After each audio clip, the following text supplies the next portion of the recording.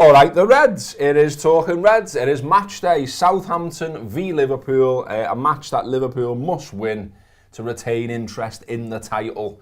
Only this game and the game at the weekend to go, of course.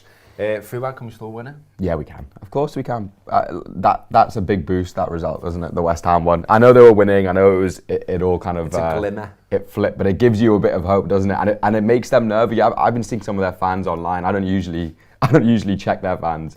What they're up to, but I've had a little look and they're all nervous, they're all a little bit edgy, they know things like this, sometimes snowball into something else, and look, that team's proven that they can get over it, but there's still hope, and you never know on the final day, the team that they're playing, there's a story there, isn't there? You can get 7-1 on Liverpool to win the league. Yeah. I mean... Cheeky flim. Yeah. Cheeky it feels sensible.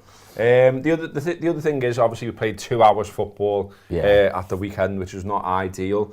I read an interview with Milner this morning, which he did with Shearer over the weekend. It's really good on The Athletic. And he was saying, obviously, pre-match, hopefully it doesn't go to penalties. Soz James, it did. And Klopp obviously mentioned in his press conference that it wasn't ideal playing the extra half hour, because we know that he works them hard and that they're incredibly fit and they're one of the fittest teams in the league and all of those things, but they don't train to play 2 hours. They play 90 minutes. So I was going to have a little look. In fact, let's have a little look at who played what at the weekend. So obviously Alisson plays the whole game, which is fine. He's a goalie, he can obviously go again. Alexander-Arnold does though, Konate does. Matip replaces Van Dijk on 90, so he's only got half an hour in the tank there. Robertson is replaced on 111 minutes by Tsimikas. Keita is replaced by Milner on 74, which is interesting. Henderson plays the full game. Thiago plays the full game. Salah's off injured on 33, replaced by Jota. Mane full game, including extra time, and Diaz is replaced by Firmino on 98. Other lads kicking about who didn't get on include Gomez, Jones, Origi. So what do you reckon? What would you reckon about the team tonight? I mean, he hinted at a lot of changes. He said there's going to be changes, didn't he? He did, so, and when he does say that, he always makes it a point that he says it because it gives us the best chance to win the game. This is not him just making changes for the sake of it. He'd love to go with the same guys again, but he just can't do it, can he? I think the fact that Keita came off that early suggests that he's probably okay, and I think you definitely see him. I would go with Milner again because I do worry about Henderson. Just because he's the only one that can play that in that position, and I know every game, each one of these 2 games coming up is really important. But I don't know, I just want to make sure that's it. And if for whatever reason, if something goes wrong with Fabinho, I want to make sure he's fine for that. So I would be a little bit sceptical with throwing him back in there, especially because he played the whole thing, him and Thiago. And this might be a game where it has to be one off the bench, it has to be one later on. 60, 70 minutes, someone comes on with a little bit of freshness and sort of changes the game. It might have to be one of those. But there's plenty of options there, isn't there? Jones, I'd back to come in. I thought he started to show good signs at Villa, and I think he needs another game to back that up and to be able to sort of build a little bit of rhythm, because that was hard for him just getting thrown into that match and people expecting him to sort of be completely with it and up with it. Just before he came off, he was starting to break the lines, he was making runs, he was showing his sort of personality on the ball a bit. So I'd go with him, and I'd expect Konate and Matip at the back definitely. So Milner, Keita, Jones. Yeah, Milner, Keita, Jones. I'd go with Gomez right back. The Greek, or you saying? I think Robertson should be okay. I think I'd go with him. If you can get him out there, get him out there. You wouldn't want that whole back 4 changes. Had a lot of fun with the champagne bottle, didn't you? You might want to look that up. Don't play it over, Jordan. Just look that up and see what we're on about. I mean, someone decided to put a GoPro on a champagne bottle, something to do with the FA. It's still kicking about on Twitter. I've just been shown it this morning, and I think it's best described as unfortunate, the type of shots that it produced. And what people have been able to do with it since and suggest. Should we leave it there? Yeah, let's leave it there. So you're expecting Robertson to go ahead. Gomez coming in for Trent. Yeah. He's not going to risk Van Dijk, is he? He's not going to risk Salah. No. So what do you reckon up top then? It's hard, isn't it? I think Firmino. Divock Origi. You know what? I wouldn't be against it. the only thing I'd worry about is, I think Firmino definitely plays, and how do you get both of them in there? There's a degree you have to go out wide. I'm not a fan of that at all, and he hasn't done that in a while. Play him through the middle or don't play him. Exactly, and you don't want Firmino out wide either. So I don't know if he can. I'd expect Jota to go again. Elliott's definitely one where, he's been creeping back in the squads a bit, hasn't he, recently? And he's played front three as well. Yeah, he has. It could be the one for him to get thrown in. You'd want Mane off the bench, I think. I think that's the one, like I said before, if you need someone later on, and it might end up being one of those games where Liverpool do just sort of keep it tight. Southampton will be full of energy, won't they? Because Ralph off. Yeah, but also the manager's been. He's been talking it up like it's the biggest game of their lives. You're safe. You got your 40 points. You can't be overtaken by Everton now. You're there in 15th. You've won 9 of your 36 games. You've conceded 61 goals. It's not great. Why are you saying your game against us as a Champions League final? Remember him last season as well when he beat us on his fucking knees, crying and all this. It's like, hang on, can't you just lie down and just let us win? Exactly. You know what I mean? Put the flip-flops on the boys and just let us win 5 or 6 and, happy days. Why'd you have to all bring your A game for us, you bastards? So we've done the team there, haven't we? Pretty much. Yeah, pretty much. Pretty much, we've done the team. Do send us over a few comments. We're dead busy today generally, so we can't go on and on for ages because Tom needs to print out some labels for the wonderful t-shirts that are being sent out all over the world, produced by the Anfield Wrap, which you should wear for the European Cup final. There are loads of Boss t-shirts out there generally. There's Hat, Scarf and a Badge, there's Transalpino, there's Up the Reds, there's who else having a shot? Art of Football sent me a nice one with the cans on it. But the Anfield Wrap as well has joined the party. Made a series of t-shirts for Paris. There's one of them there. There's another one as well kicking about, which is the. Where's the other one? Throw me the other one. Come on. Pressure. Tom. Oh, he's got loads down. He's got about 70 t-shirts on his head. Here we go. Woo. Yay! They're great, aren't they? This one's Boss. I'm a big fan of this one. So they're available now on the Anfield Wrap website. Get involved. Get yourself kitted out for Paris, or get yourself kitted out for whatever city centre or bar you're going to be watching it in. I'm not going to Paris myself. Was not lucky in the ballot, but it is what it is. I'm going to watch it with my mates. I'm going to have a good time. And, up the Reds, these things happen, don't they? Let's see what people are just saying in the comments then quickly. We never mentioned Minamino, which is a shout. Apparently he didn't get a medal for the FA Cup, which is shit.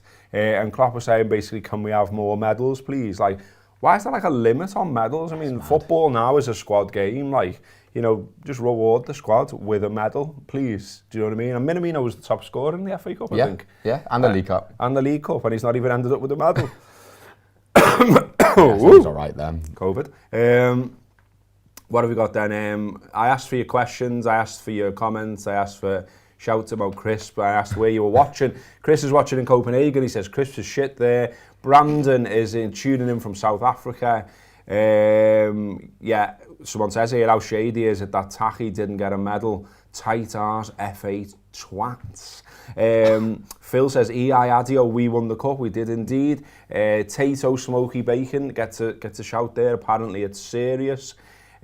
Cop-hype behaviour says if you carry the dog to the match, what breed of dog would it be? Jack Russell? Yeah.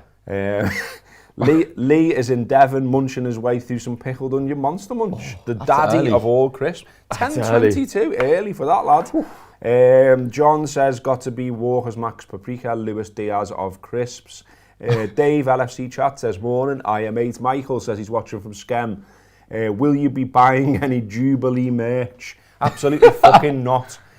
No, I will not. We shouldn't have a royal family. I'm happy to dive into the debate with you any time you want, but it's not going to be on this show. Buy me a pint, and I'll tell you why we don't need a royal family. Tom Norman says, looking forward to Gareth's new Bacon Butty feature on Ladyman. Sounds like an Alan Partridge TV show idea. This is a fella who writes for the Mail and regularly writes anti-Liverpool, negative Liverpool pieces, and I rip him on the Bacon Butty if you've never watched that show. He's a blurt. Matthew Dempsey says, has there been a more underrated Chris than Thai sweet chicken McCoy's? Delicious. What else have we got? Never had them. I haven't had them, actually.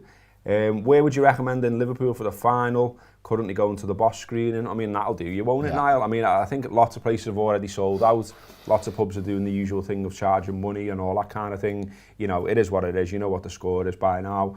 Is Elliott injured? I don't believe that he is. He's been playing for the under-23s, hasn't he? Yeah. Just not been picked, mate. Another shout for Minamino in there. Super Fuad is back, says someone there. Someone says Shivali, says they're watching from Mumbai. Skyjack is watching from England. Good one. That's where we are. Baltic Market was great for the FA Cup final, says Gaza LFC. What are your views on the Bowen shout, says Brandon. I mean, yeah, he did us a favour there. He looks the business, I've got to say. Yeah. Like, I mean, I remember everyone fuming when we were linked with him. And then every time, I'm not watching West Ham week in, week out, but when I do watch them, he looks like a Klopp player. He works his bollocks off. He can score goals. He's English as well, isn't he? So that ticks that box about, you know, you can only have so many because we're all Brexit bellends these days, or not, as the case may be. Lineker is watching from Abu Dhabi, a lifelong LFC fan. We were going to talk about Thiago. So let's quickly talk about Thiago. There is a piece on the BBC Sport website which says Thiago Alcantara shines in Liverpool midfield evolution. And it's basically just a nice piece to read about how boss Thiago is, and just sort of reviewing, you know, the signing of him. It cost 20 million quid, obviously. Reviewing the fact that certain people said, Haman, that it was a bad signing, that he was slowing down Liverpool's midfield. And that it wasn't working, basically.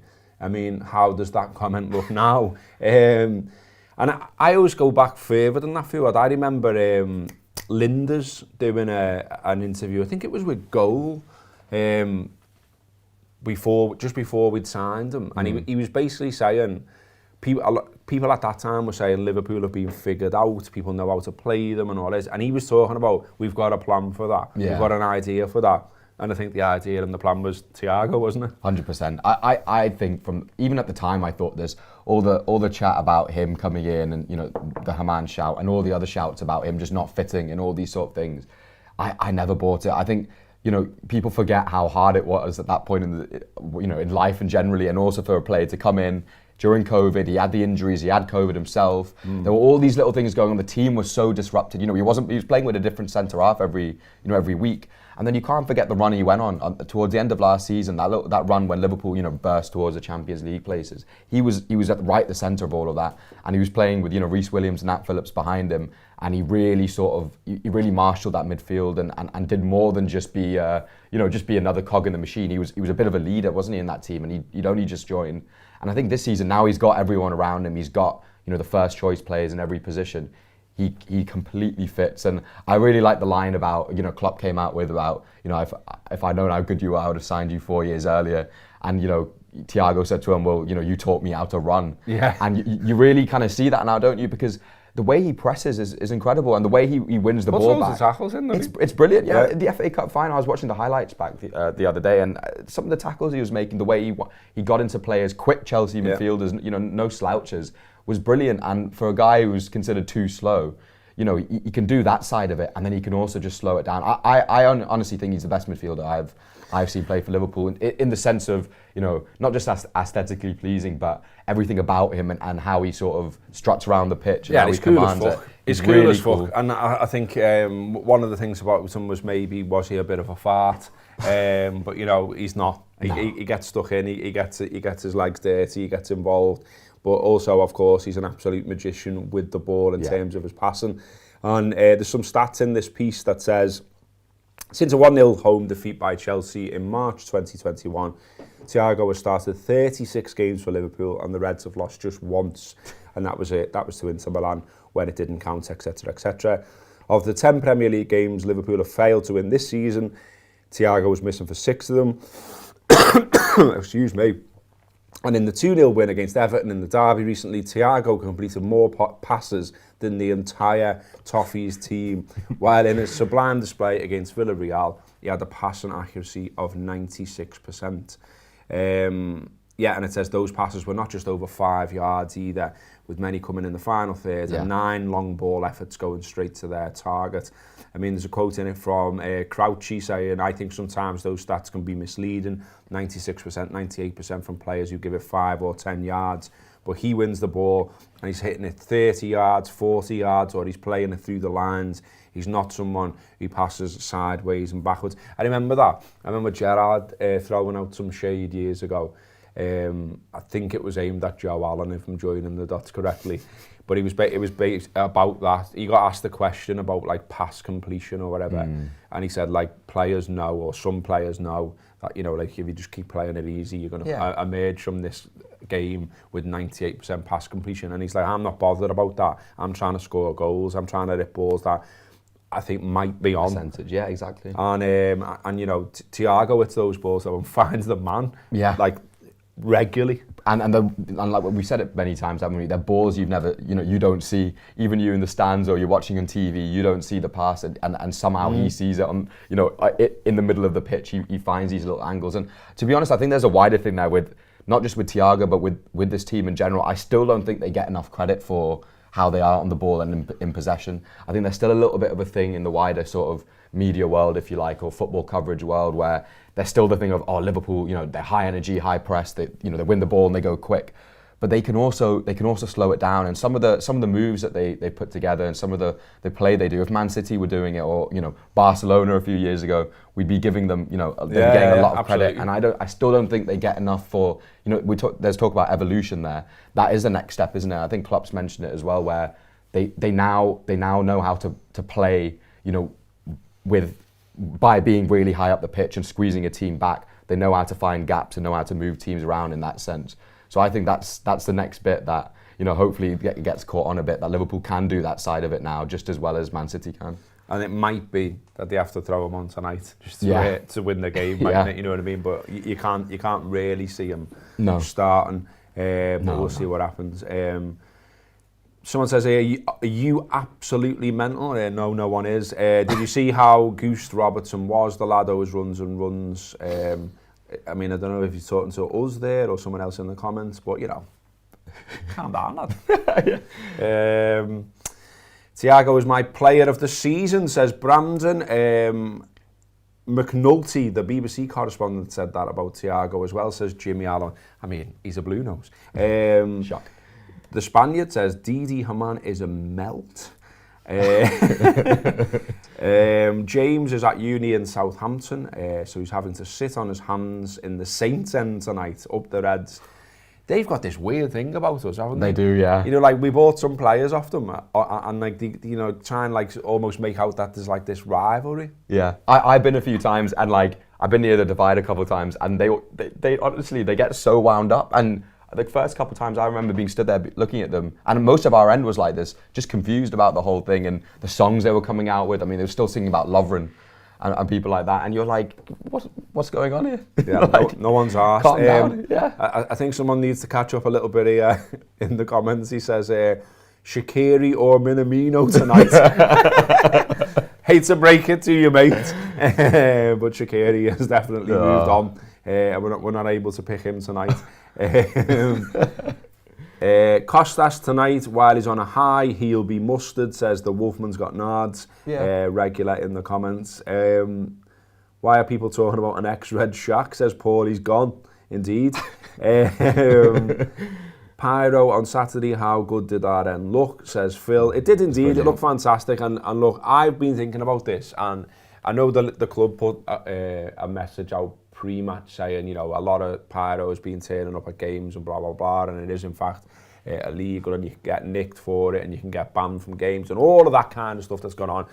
I do wonder whether, I've seen it in America, certainly, where it's at games and the club know and they're allowing it. And maybe I should have researched this a bit more before I started speaking about it, but what I was going to say was, it was just a thought I had. Like, is the stuff that is considered safe, and is the stuff that's considered a risk? And if that is the case, could there not just be like some kind of thing? Because it looks bops. It does, yeah. And you know what I mean? It adds to the atmosphere, and it looked fantastic, and some great pictures are being created off the back of it, and all of that kind of thing. And yet, you know, the lads who are doing it are obviously taking a bit of a calculated gamble on what's going to happen about them taking it in. And I just wonder, is there something that can be done? I don't know how dangerous some of it is. Like the stuff that just creates smoke. Like, is there an injury risk in that? I don't know. I don't know. I think Germany have that, don't they? Where they have some sort of, I mean, the risk assessment, and there's a understanding with the police. My big thing is, you know, policing in football is so terrible that I feel like that is so many steps away to get to that point. Yeah, you're probably right. That's the realistic side. But I think that the issue mostly comes when it gets chucked on the pitch, doesn't it? That's when people start talking about it and it becomes a bit more of a sticky point. I think having it in the stands, you know, if you're holding it and it's there, it does create that atmosphere, and it creates, like you're saying, the images that have come out from that day are brilliant. Some of the pictures just look amazing. There was one at Anfield, wasn't there, like a few seasons back, and I think a lad just like stood in the stairwell with one, and like it created a great picture, but he definitely yeah. I mean, and it's like, you know, yeah, we all love footy and we all actually want to go, don't we? Let's be honest. Yeah. Well, we are, as I say, busy today. We've got loads more shows to work on. We've got 3 strikes coming up. The preview's already out there for this one because obviously we're playing tonight. Usual stuff around the game as well. Some of the Anfield Wrap number will be down there. Some of the Anfield Wrap number will be in Liverpool. Between the lot of us, there will be video to watch, there will be podcasts to listen to, and there will be stuff to read on the website, and there will be stuff all over social media as well. So get involved with all of that.